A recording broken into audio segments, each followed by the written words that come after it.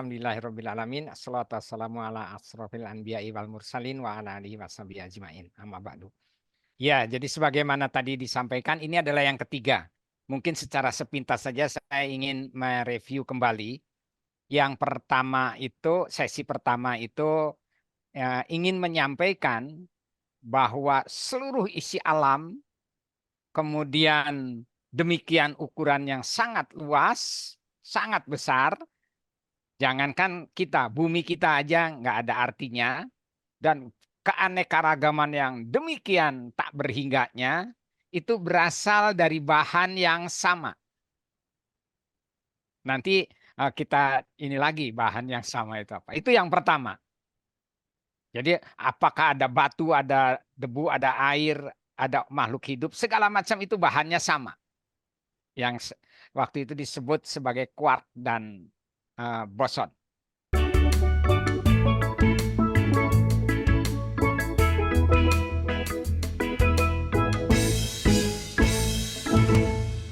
Yang kedua, sesi kedua, ingin disampaikan bahwa pembentukan atau manusia itu pada hakikatnya terdiri dari awalnya dua dimensi yang disatukan, yaitu dimensi jasmaniah dan dimensi ruhiyah, dengan membawa pesan dimensi ketiga, yaitu dimensi rububiyah atau dimensi ilahiyah. Jadi kita harus sadar bahwa ada tiga dimensi yang melekat dalam diri kita, yaitu secara fisik kita nggak ada bedanya dengan segala macam makhluk. Nah, maksudnya asalnya, bahan bakunya secara fisik nggak ada bedanya dengan makhluk-makhluk lain, baik itu benda mati maupun makhluk hidup lainnya. Lalu yang kedua, Allah itu memberikan dimensi ruhiyah itu sebagai suatu tambahan, sehingga dimasukkannya ke dalam entitas manusia itu juga belakangan. Barangkali udah kelihatan, kita akan mencoba mendiskusikan konsep nilai. Dan ternyata nilai itu ada bagian-bagiannya yang artinya satu kumpulan, sehingga kita sebut sistem nilai. Apa itu? Nah, barangkali diawalinya dengan demikian, ya, bahwa pada hakikatnya segala sesuatu itu memiliki nilai mutu. Manusia, apalagi makhluk-makhluk lain, pokoknya ya manusia itu juga memiliki nilai mutu atau kualitas. Yang kita kenal kualitas itu secara sederhana dalam makna baik dan buruk. Assalamualaikum warahmatullahi wabarakatuh. Baik dan buruk. Kemudian dalam pengertian nilai itu artinya segala sesuatu di alam ini ada tingkatan-tingkatan, ada jenjang, ada hierarki. Lalu karena tingkatan-tingkatan itu nanti ada hukum-hukum atau ketentuan-ketentuan yang memberikan kemampuan untuk berubah dan mengubah, maka akan ada suatu sistem yang menakar atau mengukur bagian baik dan buruknya. Dan ini tentu kita rasakan, ya, bahwa kita itu ingin menjadi yang terbaik. Bahkan lebih dari itu, ingin memiliki apapun yang kita inginkan itu yang terbaik. Ya, tentu ada kriteria-kriteria baik dan buruk itu. Dan bagaimana mengatakan kriteria baik dan buruk? Saya kira kita semua bisa merasakan setidak-tidaknya, ya, ada tuntutan-tuntutan untuk kebaikan keburukan. Kalau segala sesuatu itu sudah berlaku untuk semua, apapun yang ada di alam, artinya itu adalah sunatullah. Itu adalah ketentuan Allah. Yang mungkin kita sering nyebutnya fitrah. Itu. Berikutnya, saya kira yang tadi itu bisa diformulasikan atau dirumuskan dengan kalimat itu, ya. Kita ingin menjadi manusia yang terbaik, kita ingin mendapatkan segala sesuatu yang diperlukan itu yang terbaik, di mana kebutuhan-kebutuhan kita itu sebenarnya adalah juga makhluk Allah Subhanahu wa Ta'ala. Dan dalam kebutuhan itu ada proses atau cara yang harus diikuti yang dikatakan baik. Ya, kalau gitu berarti cara atau proses itu ada baik, ada buruk. Nah, kalau proses baik dan buruk seringkali menggunakan nomenklatur yang lain, biasanya benar atau salah. Jadi baik buruk itu dinyatakan oleh nomenklatur lain benar dan atau salah. Demikian juga lingkungan itu akan menjadi support, akan menjadi pendukung segala sesuatu, baik itu sifatnya yang tadi pada kondisi nilai, tetapi juga pada proses. Itu bagaimanapun akan didukung, disupport oleh lingkungan. Setidak-tidaknya kebutuhan kita itu ada di lingkungan. Jadi kebutuhan kita minimal itu disupport oleh lingkungan. Nanti ada kebutuhan-kebutuhan yang supportnya di luar bentuk-bentuk fisik kita diskusikan. Lalu ketika proses berjalan dalam sistem itu tentu hasilnya juga ingin terbaik. Meskipun segala sesuatu nanti ada jenjangnya itu tadi. Nah, jadi pengertian jenjang atau nilai memiliki setidaknya bagi saya ada 4 makna nilai itu. Yaitu ukuran dari sifat, perilaku, dan perubahan proses segala macam. Dan namanya sifat dikenal secara umum dan dalam Al-Quran itu disebutnya qadar. Nah, lalu kalau dalam matematik itu namanya variabel. Orang ekonomi juga mengatakan variabel, parameter.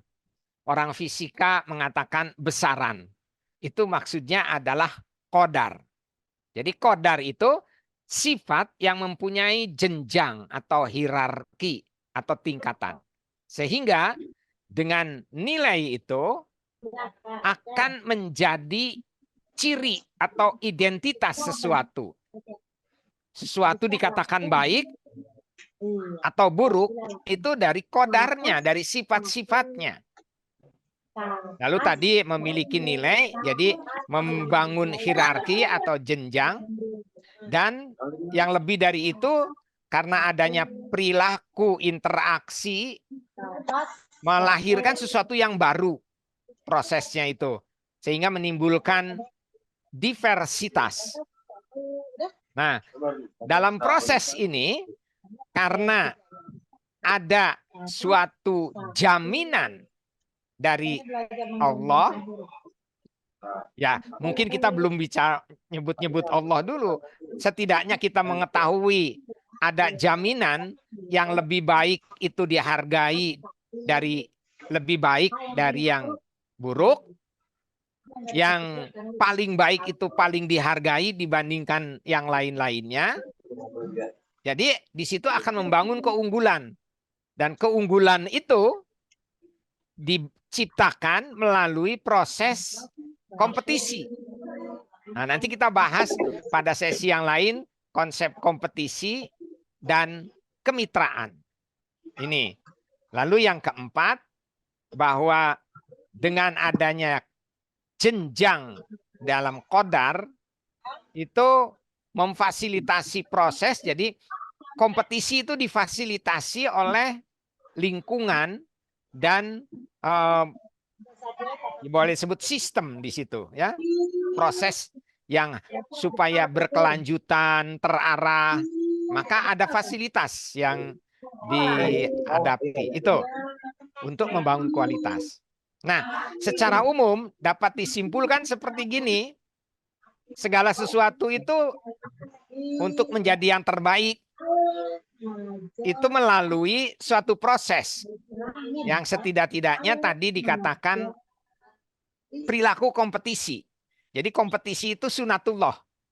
Oleh karena ini bagi kita pendidik harus memberikan tekanan dalam pendidik itu. Mereka harus siap berkompetisi. Jangan cukup puas saja. Kita tinggalkan perasaan atau nilai yang ada, saya cukup segini aja udah. Alhamdulillah. Kemudian ya udahlah mengikuti takdir aja gitu. Nah, itu harus kita hindari. Nanti maknanya menghindari bagaimana. Jadi sikap jangan menyerah untuk mencapai keunggulan melalui kompetisi itu adalah sunatullah. Nah, jenjang-jenjangnya Allah sendiri menuntun di dalam prosesnya mencapai keunggulan itu. Nah, ini tingkatannya ya. Jadi dimulai dari tahu, bahasa Sangsekertanya pirso, tahu tentang apa, siapa, mengapa, bagaimana, dan seterusnya. Lalu setelah tahu, dirangsang, dimotivasi oleh lingkungan, oleh sistem, untuk mau. Mau apa maksudnya? Mau berubah, mencapai keunggulan itu. Bahasa ininya karso. Nah setelah mau, meningkat lagi menjadi bisa. Nggak mungkin orang bisa tanpa ada kemauan. Sudah bisa, harus ditingkatkan menjadi kebiasaan, terbiasa. Jadi wioso. Jadi bisa, woso, wioso. Nggak ada orang yang memiliki kebiasaan baik tanpa melalui proses-proses ini. Semuanya tingkatan-tingkatan ini harus dilalui. Hanya hamba-hamba Allah, pilihan Allah lah yang memiliki perilaku meloncat dengan kumlod, yaitu para rasul dan para anbiya yang bisa langsung begitu. Jadi proses ini secara sunatullah harus dilalui. Nggak ada orang yang luar biasa tanpa melalui kebiasaan yang baik dan seterusnya. Dan Allah pun menciptakan hambanya yang unggul itu tidak ujug-ujug tidak tiba-tiba atau langsung aja. Kita ketahui dari proses yang dilakukan oleh Allah ya. Ketika manusia belum punya apa-apa, belum bisa apa-apa diturunkan ke bumi, itu dibekali kemampuan spiritual. Yang nilainya tingkatannya disebut spiritual quotient.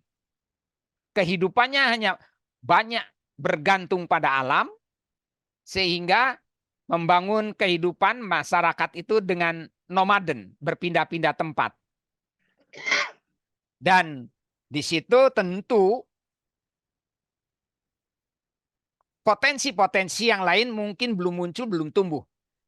Ketika potensi dimunculkan, yang pertama adalah fisik, jasmania. Karena kehidupan yang utama disadari itu jasmania. Melalui proses memanfaatkan lingkungan alam terdekat, dari contoh-contoh dari alam terdekat, ya paling dekat namanya bercocok tanam, masyarakatnya agraris. Yang dibutuhkan itu otot, kemampuan membela diri. Jadi pada saat itu manusia yang disebut unggul, kalau kuat berkelahi, pandai berkelahi, ototnya kuat, meskipun makannya juga banyak mungkin, jadi bercocok tanam.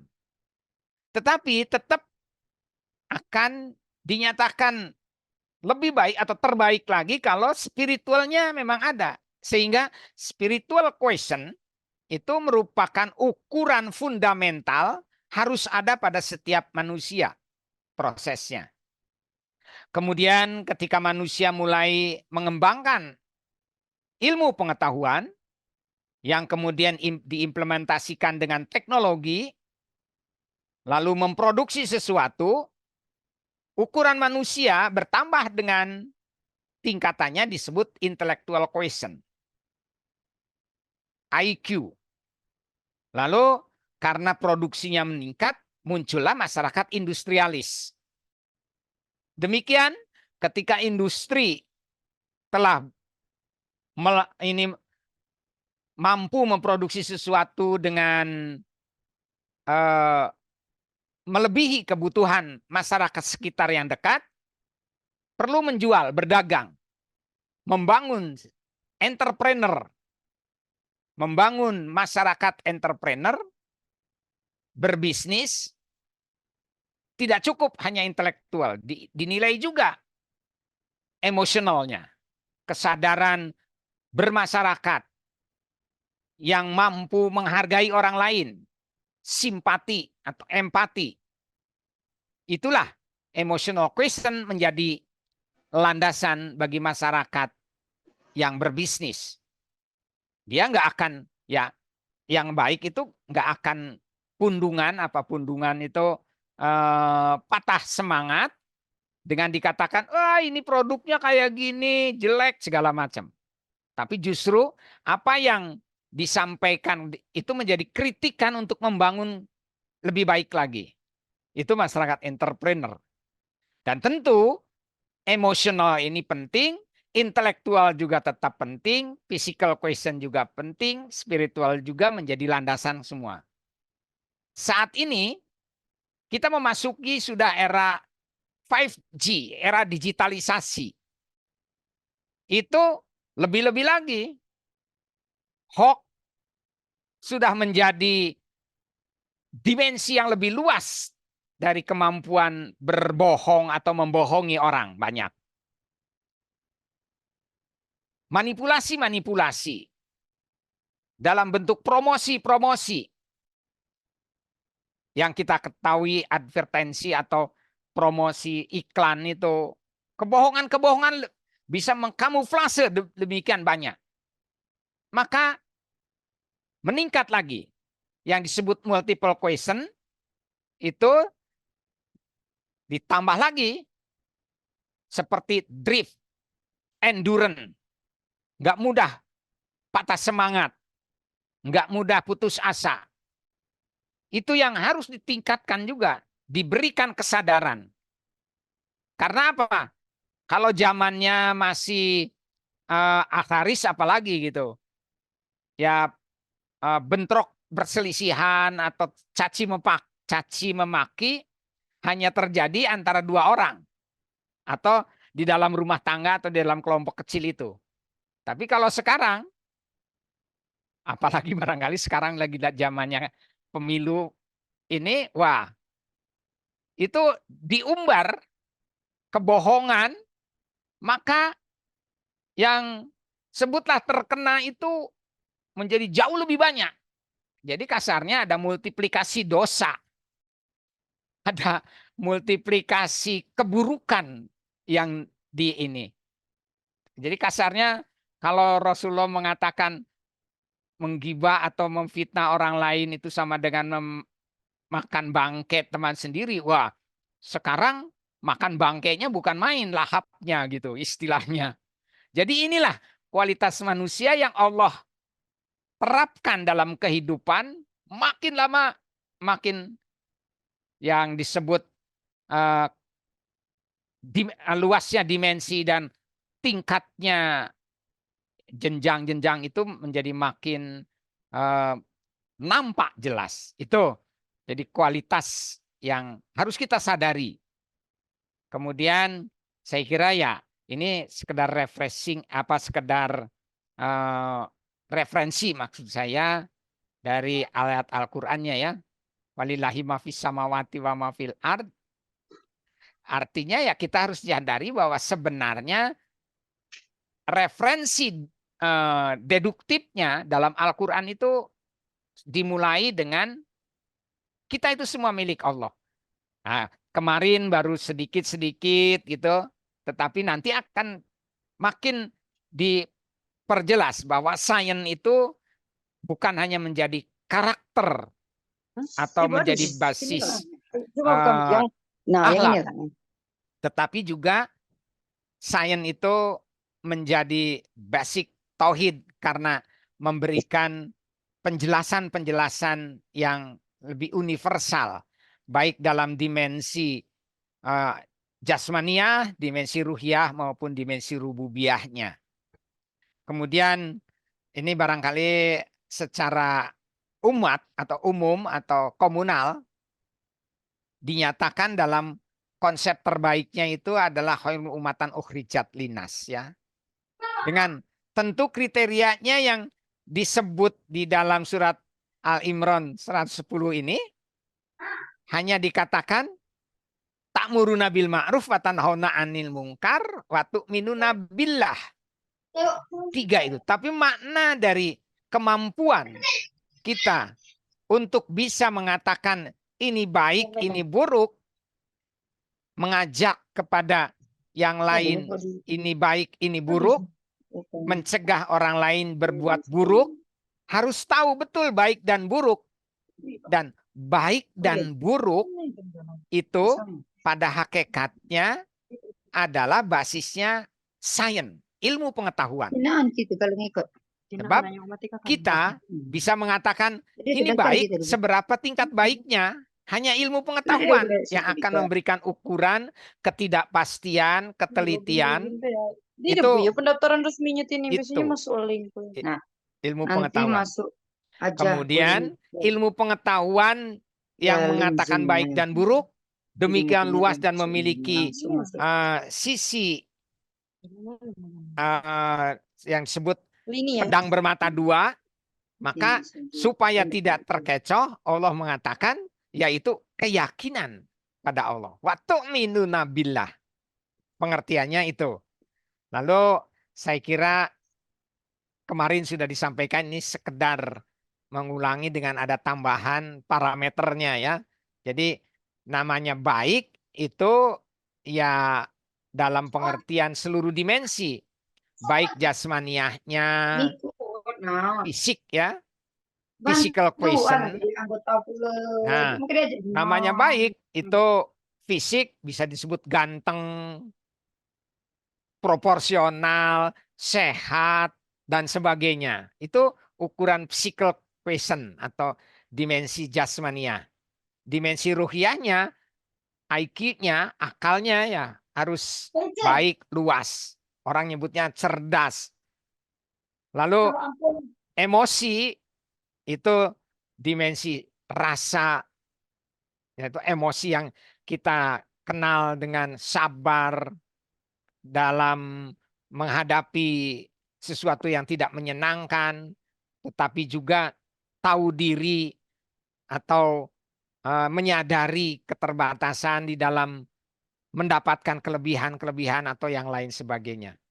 Dan yang ketiga yaitu spiritual question dan multiple question, itu merupakan pemahaman dari kualitas yang harus kita hadapi. Dan yang terutama dari semua itu kan karena yang akan dipertanggungjawabkan itu pada hakikatnya ada batasan-batasan waktu, sehingga ya kesadaran utama itu adalah pengabdian. Dan itu juga merupakan jenjang-jenjang. Ketika di rumah jenjang pengabdian itu ya pertama mungkin kepada orang tua, dan orang tua pun ada ayah dan ibu, ada jenjangnya, kepada ayah, ibu, setelah itu kepada kakak, adik, dan seterusnya. Jadi hierarki itu ada pada semua ini, ya. Apalagi dalam kehidupan yang lebih luas, misalnya dalam tentara ada komandan batalion, komandan kompi, ada komandan peleton, dan seterusnya. Itu merupakan jenjang-jenjang pengabdian yang orang sering menyebutnya integritas. Pelaksanaan pengabdian itu dengan melaksanakan kedisiplinan. Nah, yang kita kenal itu dengan penguasaan itu. Jadi itu kemudian semua berproses, maka pengabdian tertinggi itu kepada Allah sebagai kita harus sadar sebagai khalifah menerima mandat dari Allah di muka bumi ini. Nah, lalu ada ininya, prosesnya, ya, dalam kita mengembangkan kepribadian untuk keunggulan, ada yang tadi sebenarnya itu proses tingkatan dalam kualitasnya, jenjangnya, tapi ini prosesnya biasanya muncul di dalam diri kita, kesadaran itu ya, dimulai dalam domain pertama tahu apa siapa kita, itu kesadaran. Jadi domain satu Romawi ini ada tingkat yang ini kemudian meningkat seolah-olah kita atau saya gambarkan sebagai counterclockwise atau berlawanan arah jarum jam. Consciousness atau kesadaran, lalu keingintahuan, ya. Maka kalau hanya baru tahu apa belum tahu mengapa ya masih rendah nanti kesadarannya. Kita tahu diri kita tapi mengapa kita ada kita tidak tahu mengapa kita ada ya kesadarannya belum tinggi. Nanti kalau udah tinggi naik lagi ke tingkat curiosity atau keingintahuan. Kemudian setelah tahu ingin tahu bagaimananya dengan yang sebut daerah wisdom, bijak, maka orang kalau udah tahu mengapa dan bagaimana, kecenderungan memiliki kebijaksanaan, maaf, wisdom itu akan ini. Dan kita sendiri akan melihat atau merasakan ketika tahu mengapa dia berbuat kayak gitu, apa yang terjadi di lingkungannya, maka kita akan mampu dengan tulus hati menerima kesalahan-kesalahan yang ditampilkan oleh apapun. Nah, seterusnya naik. Jadi ini sebenarnya suatu circle atau putaran yang berlawanan jarum jam itu seperti spiral. Naik terus, makin naik kualitas kita. Ya, dan menumbuhkan kreativitas. Dan saya kira nggak usah diinikan lagi ya bahwa manusia sebagai khalifah itu tentu ada nilai-nilai yang sifatnya kesamaan dan ketidaksamaan, kesamaan pada tingkat, pada jenis jasmania, tetapi ada beda-beda juga dengan genetik yang berbeda dan selanjutnya. Ini cukup luas permaanannya. Kalau nanti direnungkan bisa menjadi bahan diskusi yang ini ya, Pak, sebagai khalifah itu. Lalu kita mengenal namanya sistem. Sistem itu ya ada perangkat yang terdiri atau dibangun oleh banyak yang saling berkaitan. Jadi sistem ini misalnya di sini saya berikan ilustrasi, ada komponen kubus warna abu-abu, ada komponen kotak kuning di bawah, ada komponen elip berwarna biru, kotak hijau dan sebagainya. Ini saling jalin kerjasama membangun suatu proses. Ini namanya sistem. Jadi nggak ada yang tidak berguna atau maaf, nggak ada yang tidak berperan. Semua berperan, itu disebut sistem. Nanti dalam sistem ini ada sesuatu yang dimasukkan, in atau input, diproses, lalu jadi output. Tapi juga tidak lepas dari lingkungan. Pengaruh-pengaruh lingkungan sering nyebutnya kebisingan atau gangguan-gangguan, namanya noise ya. Nah, diberi kemampuan yang lebih baik bagi manusia dalam proses ini, ketika outputnya disadari ada kekurangan, memberitahu atau menjadi feedback atau umpan balik kepada ini untuk dilakukan perbaikan-perbaikan dalam prosesnya. Demikian saya kira dalam sistem nilai itu kita kenal makna baik dan buruk, benar salah itu untuk proses. Itu artinya biner. biner itu dua saja. Benar salah, baik buruk, ekstrim kiri, ekstrim kanan. Itu binary. Tapi Allah sebenarnya mengingatkan kepada kita. Sejak Al-Quran ini diturunkan dalam surat Al-Falaq. Qul a'udzu birabbil falaq. Kata Allah, katakan aku berlindung dari Rob penguasa falak. Cuman di dalam tafsiran atau terjemahan Al-Quran masih sering dipakai falak itu dari falakun. Yaitu waktu fajar katanya.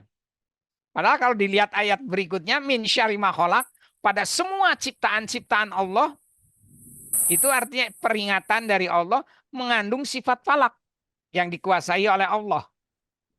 Yang makna falak itu ketika saya coba buka kamus bahasa Arab, ada falako yang saya baca terjemahan dalam bahasa Indonesia itu sesuatu yang terbagi dua. Yang terbagi dua itu tadi ekstrim, baik buruk benar salah atau binary, tetapi dia tercampur di situ. Ada baik, ada buruk yang tercampur. Yang dalam bahasa ini kita kenal namanya dialektik.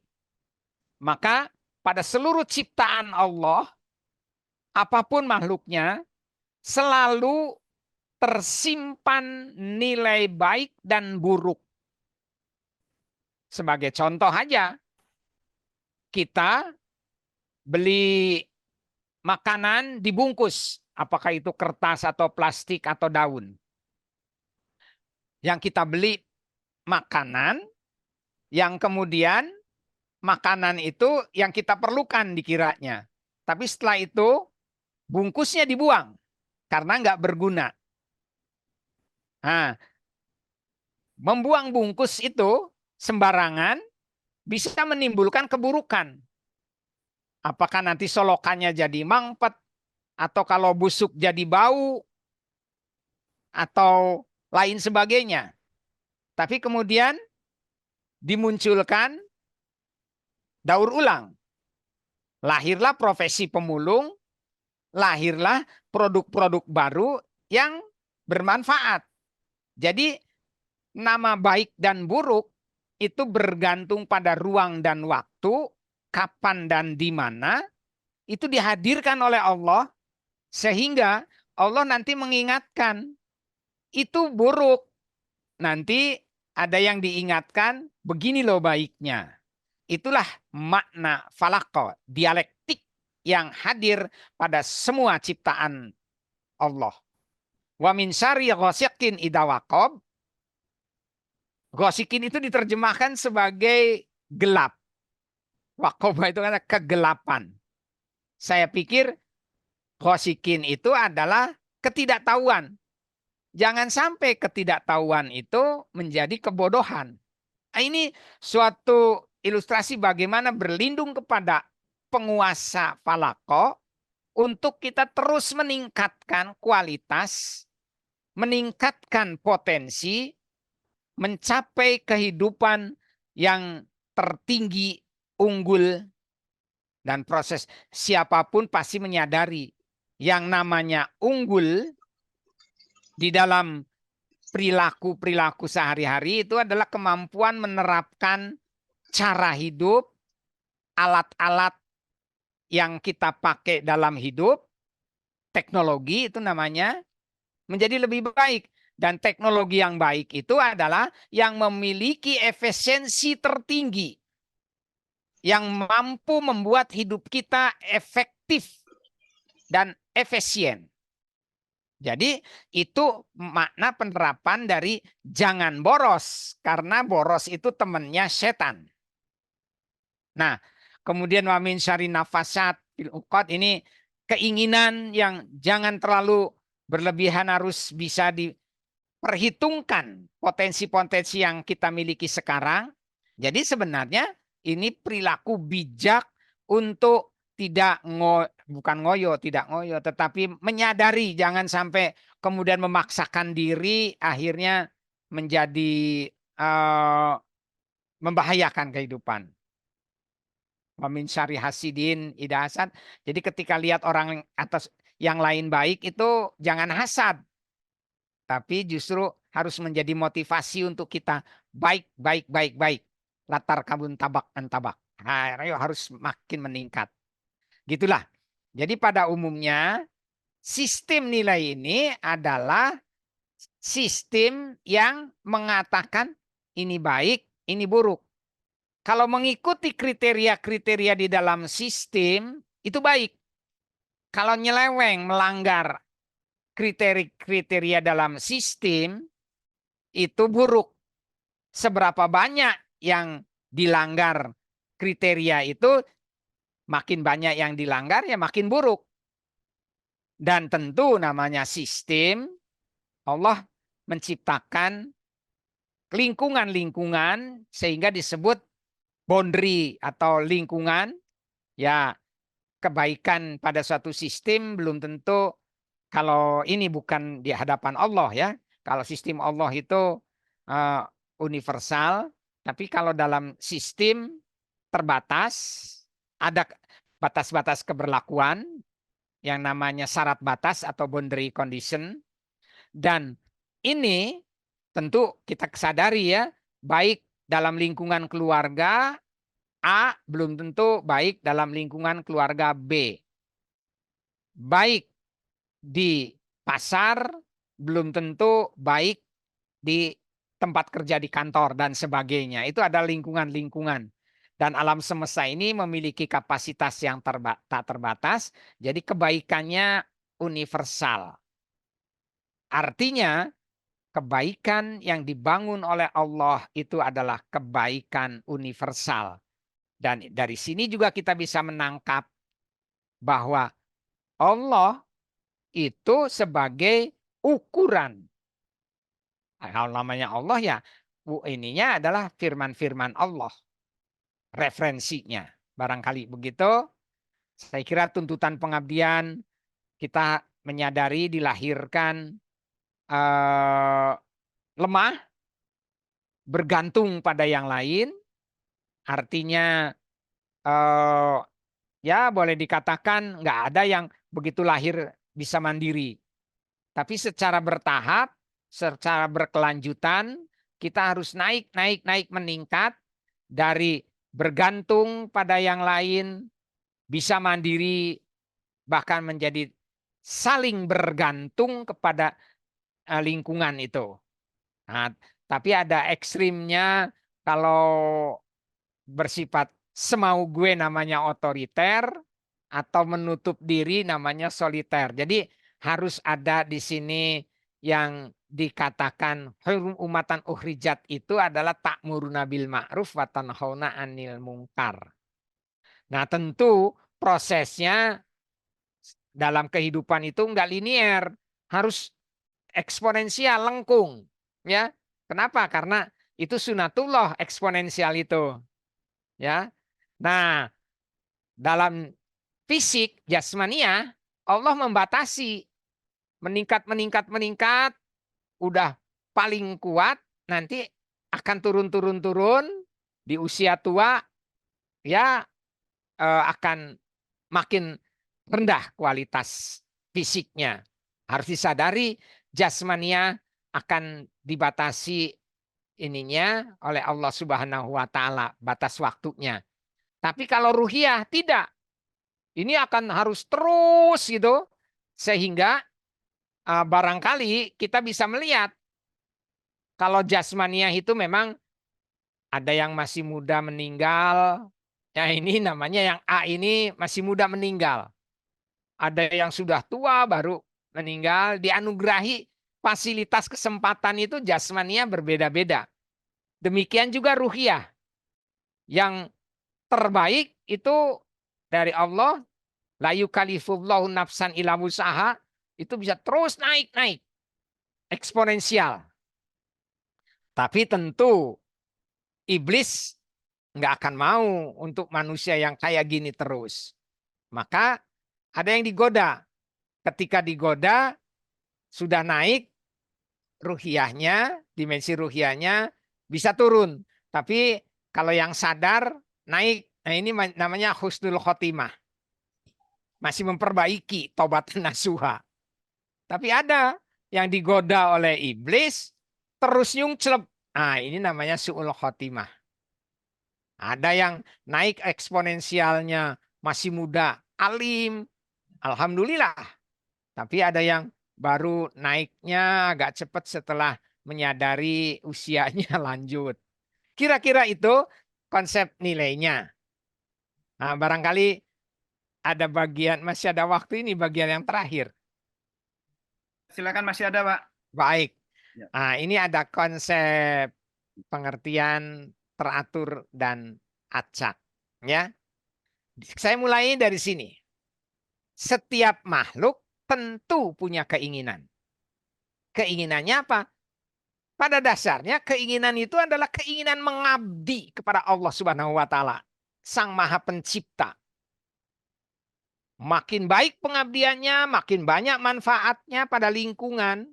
Itu adalah tuntunan sunatullah dari Allah.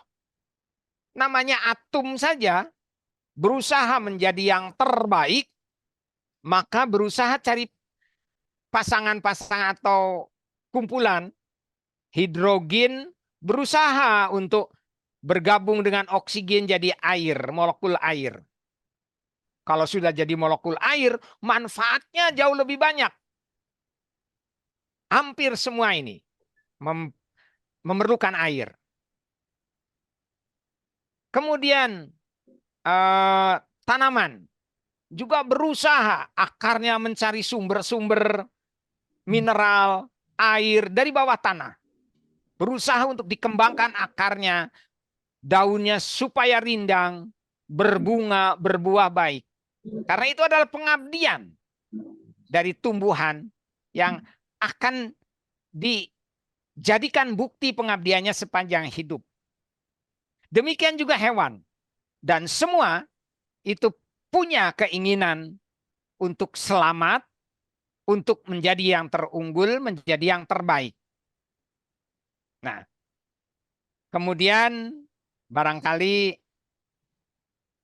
ada keinginan yang kita sebagai manusia itu ada keinginan yang mungkin belum tercapai, ada yang sudah tercapai. Maka di sini ada frame atau ada kerangka yang kalau sudah tercapai, bagaimana mensyukurinya agar nilai itu terus memberikan manfaat yang disebut amal jariahnya itu, kebaikannya.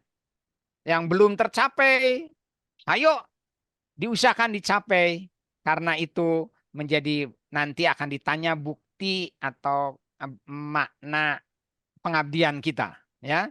Jadi ada keinginan pendek, keinginan panjang.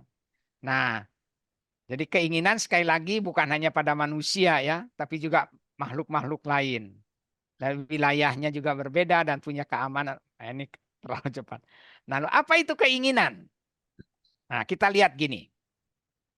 Bayangkan dalam caption ibu-ibu ini lagi merenung, lagi berhayal. Aduh, pengen rumah. Rumahnya kalau bisa di tepi danau. Wah, danaunya bersih, menghadap danau.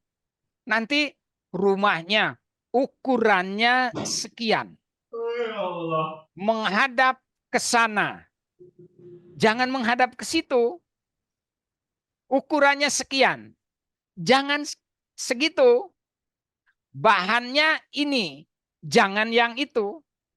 Jadi dari keinginan itu ada suatu model. Model yang menginisiasi dengan bagaimana bentuk keinginannya nanti dalam bentuk deskripsi.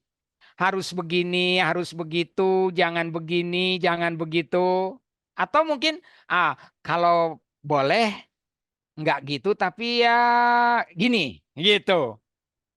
Nah, kita ingin baju. Wah, tadinya berpikir bahannya batik yang dibuat nggak tahulah dari mana, dari Pekalongan misalnya. Bahannya ini, motifnya gitu, warnanya gini gitu. Tapi kita nggak bisa membuat batiknya gitu. Terpaksa harus beli ke toko. Nah, muncul di situ dalam upaya kita itu nggak sederhana. Selalu ada hambatan-hambatan, ada godaan-godaan. Yang mungkin godaannya karena ketiadaan di tempat itu harus usaha yang lebih keras. Ada di tempat itu tapi harganya mahal. Atau bahkan begitu kita tanya ke pramusaji di toko, mungkin ada pramusaji atau pelayan di toko itu mengatakan, wah Pak, Bu, yang kayak gitu udah nggak musim, nggak ada, udah wah ketinggalan zaman. Mungkin itu rayuan-rayuan dari luar, pihak luar yang tentu mengharapkan keinginan kita yang terbaik tidak terwujud. Nah, kita bisa memaklumi. Itulah makna godaan iblis datang dalam bentuk macam-macam. Baik dalam dimensi jasmaniah maupun dalam dimensi ruhiyah. Nah, setelah kita mengenal makna deskripsi, harus begini, harus begitu, jangan begini, jangan begitu, tentunya kita mengenal sekarang bahwa itu adalah kalimat-kalimat imperatif, kalimat-kalimat perintah, atau susunan itu kumpulannya namanya peraturan. Jadi yang namanya peraturan itu wujud deskripsi dari karena punya keinginan. Begitu. Nah, tadinya keinginan itu menjadi tuntunan. Ya. Ya, keinginan itu tuntutan. Sekarang menjadi tuntunan. Kenapa? Kalau keinginan nggak dilakukan, nggak akan terwujud. Kalau keinginan nggak diupayakan, nggak terwujud. Keinginan untuk mendapatkan yang terbaik, dapat godaan. Disinilah bagaimana kita mendapatkan yang terbaik akan mendapat tantangan dan ujian. Maka tentu saja upaya kita yang maksimal itulah adalah keinginan yang terbaik yang akan terwujud. Kualitas terbaik. Begitu intinya. Kemudian saya kira semua tadi sudah diinikan tingkat bahwa ini adalah suatu pengabdian. Maka ketika saya ingin makan sate hanya untuk saya sendiri, keinginan itu terlibat pada saya. Tapi ketika saya ingin keluarga yang sakinah, mawaddah, warohmah, maka keinginan itu tidak cukup oleh saya. Keinginan itu harus dibangun antara saya dan istri saya. Nanti kalau udah lahir anak, muncul tambahan yang punya keinginan. Dengan demikian, keinginan dalam suatu komunitas, dalam suatu community, dibangun oleh keinginan-keinginan yang banyak dan harus ada kesepakatan.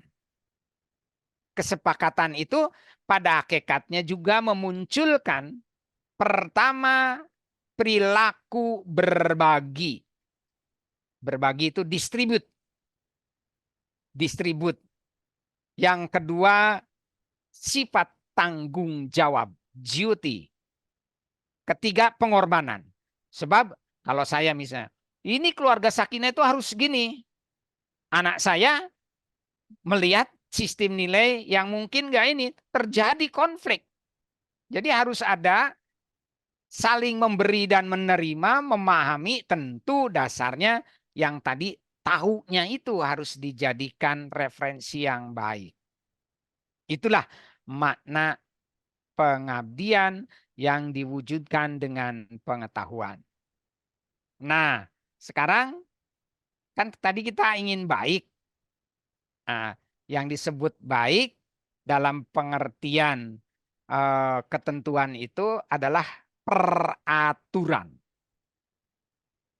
Jadi baik itu bukan hanya hasilnya aja baik, tapi mengikuti peraturan enggak. Kalau melanggar peraturan, ya disebutnya tidak benar. Jadi ada proses. Nah, namanya peraturan itu ada aturan. yang mengikuti aturan yang teratur. Nah, sekarang kita lihat di sini.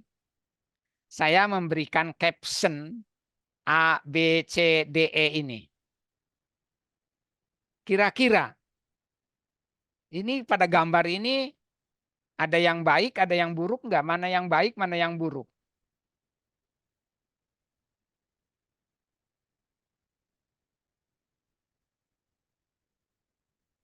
Atau langsung aja lah biasanya ini supaya cepat waktunya karena katanya waktunya terbatas. B ini B. kelihatan teratur. Sangat teratur. Orang fisika atau orang material ini mengatakan ini kristal. Teratur. Maka baik. Sifat kekuatannya paling tinggi. Kasarnya dibentur, dibakar. Dia paling sulit tercerai-berai. Kristal itu gitu. Dalam material. Kemudian, wah, kalau dilihat-lihat yang lain, kita harus sadar. Mungkin kita mengatakan, ya ada yang tidak teratur ini. Di gambar C. Wah ini kayaknya nggak teratur. Tidak. Sebenarnya di dalam semua gambar ini, caption ini, dalam semua keadaan, ada baik, ada buruknya. Falako, dialektik itu yang disampaikan oleh Allah tadi. Di dalam B yang teratur, saya bisa mengatakan, oh kalau misalnya saya hanya mengikuti jalur diagonal ini, biru, ungu, semua teratur. Tapi coba kalau jalannya ke arah sisi ini, udah mulai nggak teratur kelihatan. Kok harus ungu, hijau. Apalagi kalau di arah yang lain. Jadi tergantung kita melihat keteraturan itu ada pada boundary condition itu tadi. Artinya benar pada suatu kondisi terbatas. Di dalam yang teratur ada ketidakteraturan. Termasuk di dalam ketidakteraturan pun, misalnya ini di gambar C, kayaknya nggak teratur, macet. Ini apa lingkungan di jalan gitu. Tapi ada keteraturan. Mobil-mobil ada yang rodanya 4, banyak. Ada manusia punya kepala semua. Jadi itulah keteraturan yang ada sama dengan yang lain. Jadi di dalam ketidakteraturan selalu ada teratur. Di dalam teratur ada tidak teraturnya. Dan Allah menciptakan ini dalam suatu formulasi yang oleh manusia disebutnya tahu. Bahasa lebih ininya pengetahuan. Nanti harus ditingkatkan ininya menjadi, itulah tadi yang disebut tadi itu